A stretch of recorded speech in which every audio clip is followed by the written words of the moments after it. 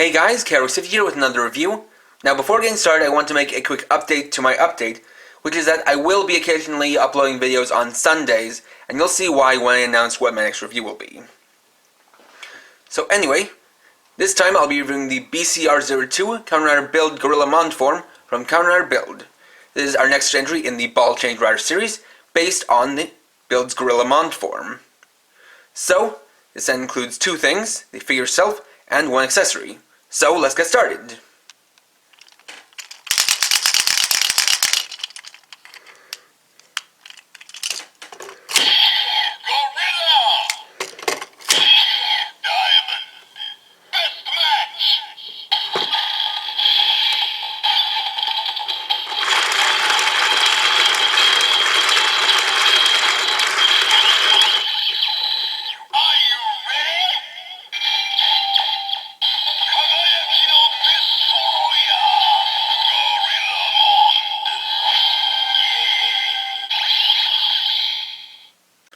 So, here we have Kamen Rider Build GorillaMond form, which is made via the best match of the Gorilla and Diamond full bottles.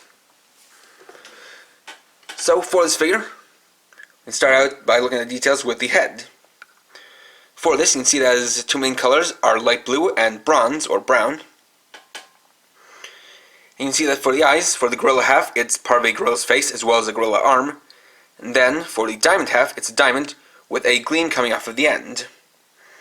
Getting down to the body, we can see more differences, and we can see that this time the differences between the two halves are focused in the upper torso and arms. For the gorilla half, we have this kind of pectoral muscle detail here, and then some diamonds studding the diamond half. For the gorilla arm, you can see it's got this big fist and this piston attached to it. For the diamond arm, it's got a diamond shoulder piece, and diamonds embedded onto it, as well as a general crystalline look to it.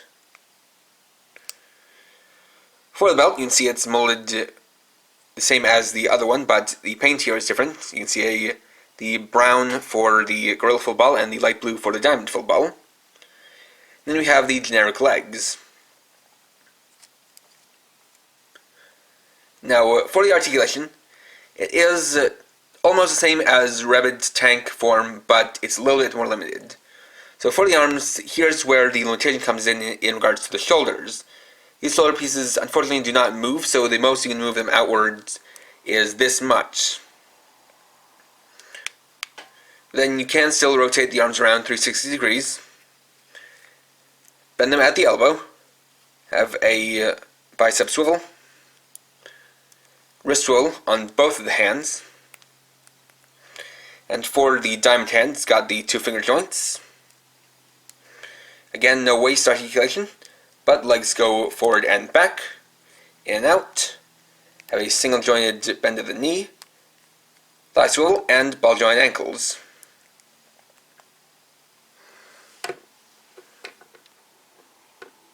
This figure also includes the drill crusher in gun mode. So, you can see that is quite well detailed.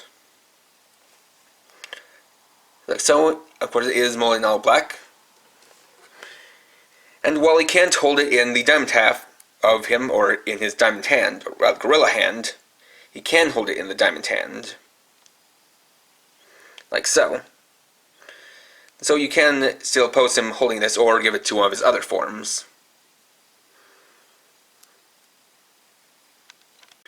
Now the biggest thing about having the GorillaMond form figure here is that now we can actually perform the gimmick of this figure series, which is to swap the halves. So, for each we'll split them apart into their two halves. So again, it's the same thing here, where you have a button that will push out the front half, or half that goes on this side. Though it is obviously going to help if you also pull this leg forward as well. And now we can swap them around. So, you can combine these two together to make trial form Gorilla Tank. Let's give you a good look at that.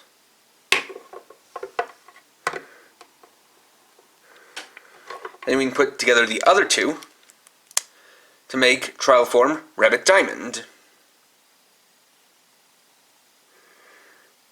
And admittedly, for these two, having the belt colors be the same throughout the forms actually isn't so bad, since both of them use a shade of blue for the inorganic half.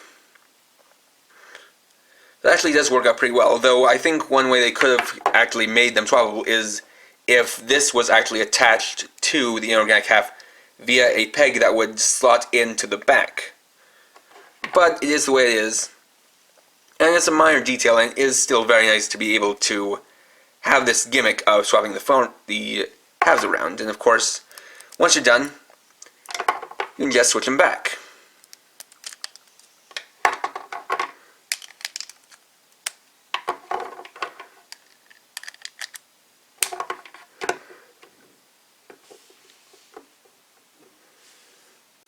And there we go. So overall, despite the slightly limited articulation, I still think this is a really good figure. It's got a lot of nice detail work, a lot of good paint and sculpting, and of course you can use this to actually take part in the gimmick of this line, which is switching the organic and inorganic halves.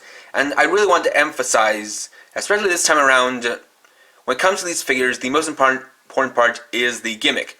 So, if that means sacrificing a bit of the articulation, they will do it for the sake of the gimmick.